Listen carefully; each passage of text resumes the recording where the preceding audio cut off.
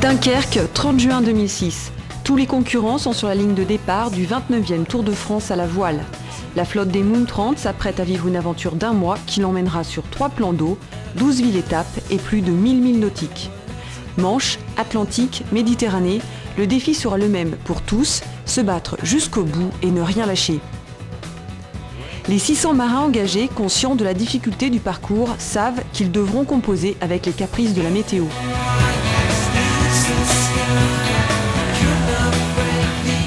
Particularité et point fort de cette compétition, les équipages sont répartis en 3 classements, général, amateur et étudiant, ce qui permet à ces derniers, amateurs ou étudiants, de se frotter aux pointures de la voile pendant un mois.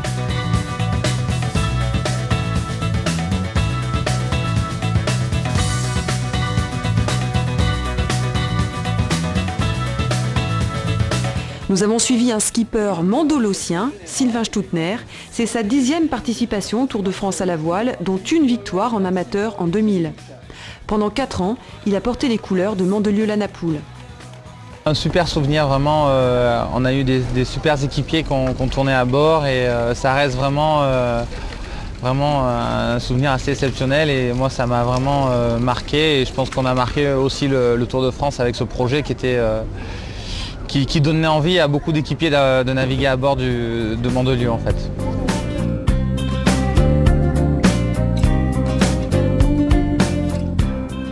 Cette année, inscrit au classement amateur, son bateau, Île Maurice, est composé d'un équipage d'origine provençale.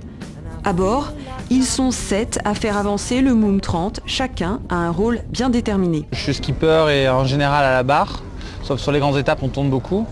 Il y a un tacticien qui détermine plutôt les bords les plus favorables et comment ça se passe par rapport à la flotte. Il y a après un régleur de grand voile et 2 régleurs de voile d'avant. Quelqu'un qui gère les montées et affalages des voiles, le piano en fait, on appelle ça le piano. Et un numéro 1 qui gère les manœuvres à l'avant, en fait, les envois de spi et tout ça. Non, non, non, non, baby, non, non, non, non, don't lie. Non, non, non, non, yeah, you non, non, non, non, you gotta try.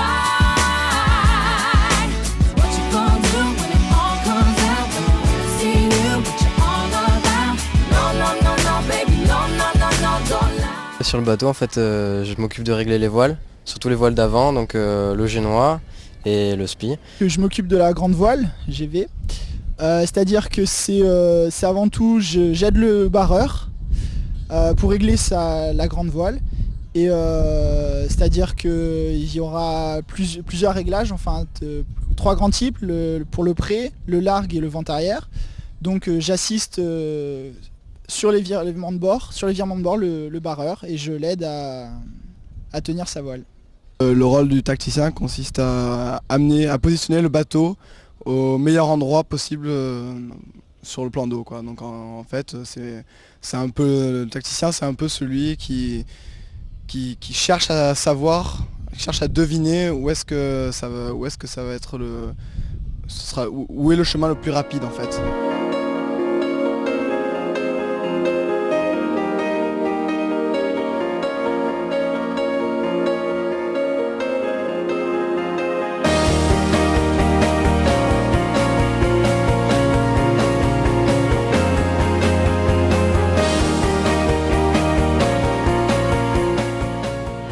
Le préparateur, lui, n'est pas à bord, mais son rôle à terre est déterminant.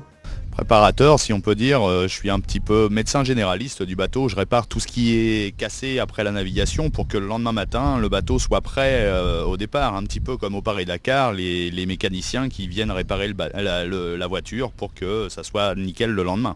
La préparation, c'est très intéressant et d'ailleurs j'évite justement d'être sur l'eau pour pas les gêner et peut-être un petit peu par superstition pour éviter qu'il y ait des choses qui cassent, pour pas voir ce qui pourrait casser. C'est un peu la surprise le soir quand ils arrivent.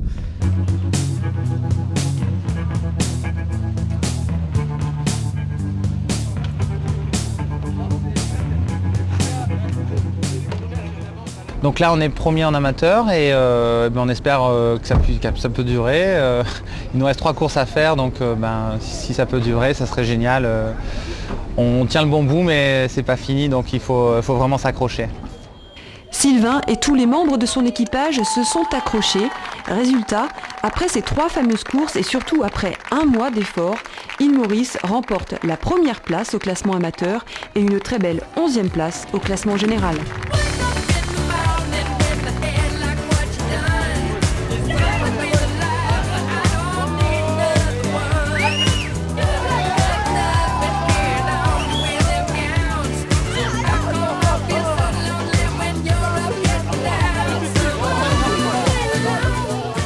Mais au fait, il est comment Sylvain en tant que skipper ?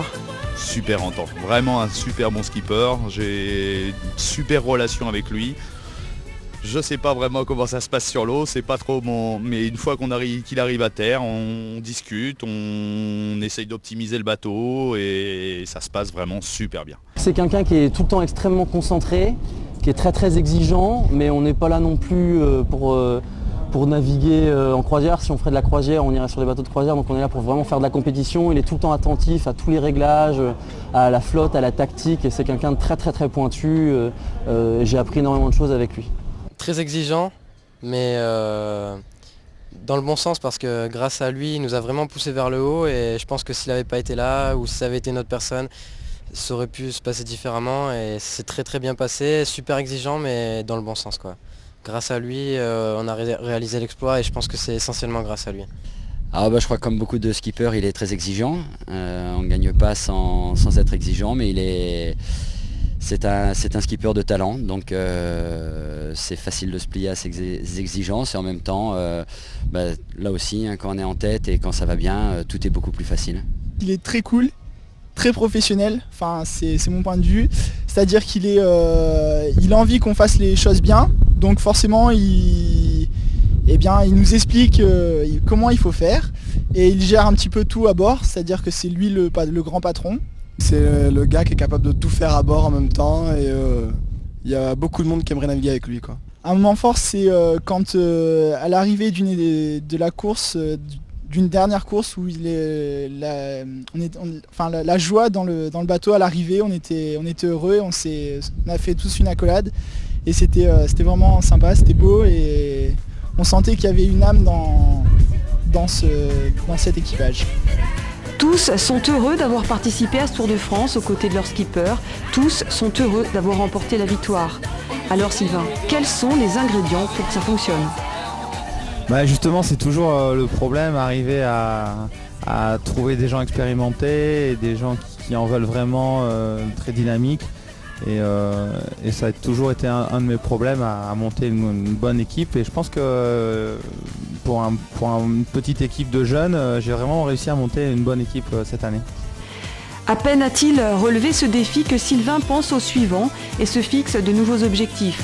L'édition 2007 du Tour de France à la voile sera l'occasion de fêter les 30 ans de cette course exceptionnelle dont l'arrivée est prévue à Marseille. En attendant, on peut déjà souhaiter bonne chance à ce mandolocien déterminé et à toute son équipe.